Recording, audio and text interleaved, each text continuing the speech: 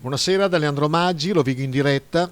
Interessante incontro giovedì 2 febbraio 2023 nella sala consigliare del municipio di Portotolle con il professor Vincenzo Boscolo per una lectio magistralis su Primo Levi, la Shoah vissuta e raccontata.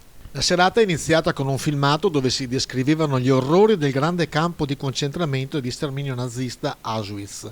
Dall'inizio del 42 fino al 44, in questo periodo Auschwitz continua a funzionare come campo di concentramento ma soprattutto come campo di sterminio per gli ebrei. Arrivati ad Auschwitz venivano spogliati di tutti i loro averi e consegnati ai barbieri che provvedevano a raderli su tutto il corpo e successivamente gli veniva fornito un uniforme con un numero identificativo e un triangolo di colore diverso in base all'etnia.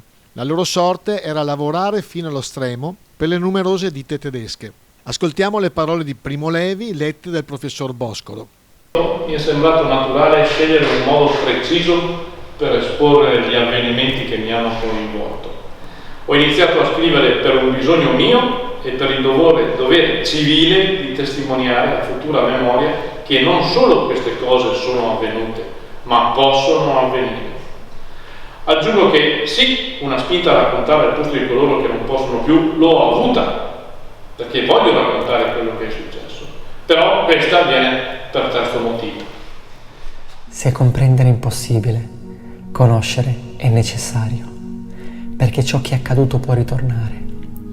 Le coscienze possono nuovamente essere sedotte ed oscurate, anche le nostre.